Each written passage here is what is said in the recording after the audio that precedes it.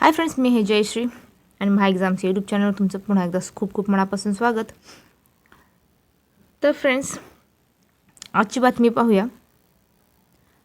राष्ट्रीय प्रसार दिवस, नॅशनल ब्रॉडकास्टिंग डे, या बातमीबद्दल माहिती जाणून घेणार आहोत. तर दरवर्षी हा दिवस 23 जुलै रोजी साजरा केला जातो. तर हा दिवस साजरा केला जातो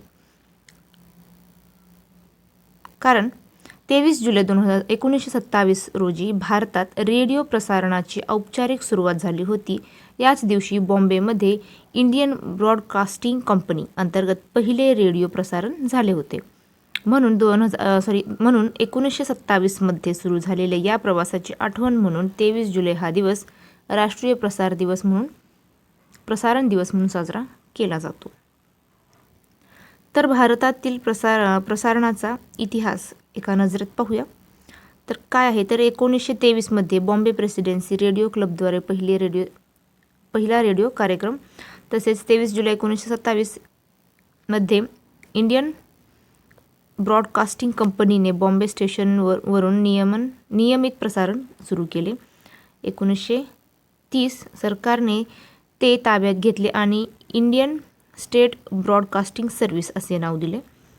1936 नाव बदलले, ऑल इंडिया रेडिओ म्हणजेच AIR असे आपण म्हणतो.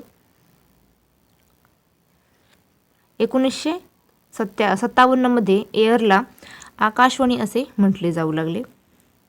आकाशवाणी आणि दूरदर्शनाची भूमिका काय होती ते पाहूया. तर आकाशवाणी ऑल इंडिया रेडिओ भारतातील सर्वात मोठे रेडिओ नेटवर्क आहे.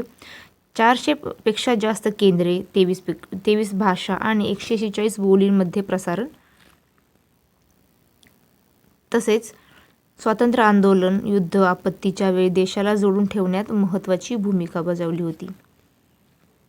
तर आता पाहूया दूरदर्शन. तर 1959 दिल्लीहून TV प्रसारण सुरू झाले. आज 20 पेक्षा जास्त चॅनल्स आणि प्रादेशिक नेटवर्क आहे. तसेच शिक्षण, शेती, आरोग्य आणि सरकारी योजना घराघरात पोहोचविण्याचे काम करते. 2026 याचे महत्त्व काय आहे ते पाहूया.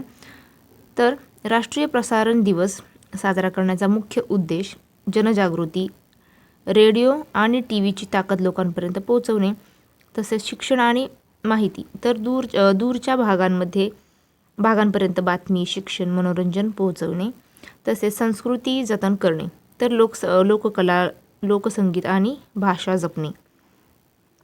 डिजिटल युगातील प्रसारण. आता एअर आणि DD देखील ॲप, पॉडकास्ट आणि OTTवर उपलब्ध आहेत.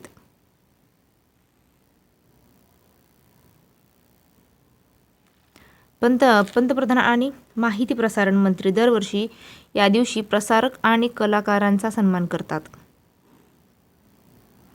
मजेदार तथ्य पाहूयात. तर भारतात रेडिओला आकाशातून येणारी वाणी म्हणूनच आकाशवाणी म्हटले गेले. तसेच 1965 आणि 1971च्या युद्धात एअरने सैनिकांसाठी संदेश कार्यक्रम चालवला होता. आजही ग्रामीण भागात आपत्ती, हवामानाची माहिती देण्यासाठी रेडिओ हे सर्वात विश्वासार्ह माध्यम आहे. थोडक्यात काय ते पाहूया. तर राष्ट्रीय प्रसारण दिवस आपल्याला आठवण करून देतो की रेडिओ आणि TVने भारताला कसे एकत्र केले, शिक्षित केले आणि मनोरंजन दिले. 1927 सुरू झालेला हा प्रवास आज डिजिटल युगातही तितकाच महत्त्वाचा आहे. तर फ्रेंड्स, थांबूया इथेच. पुढच्या व्हिडिओमध्ये. जय हिंद.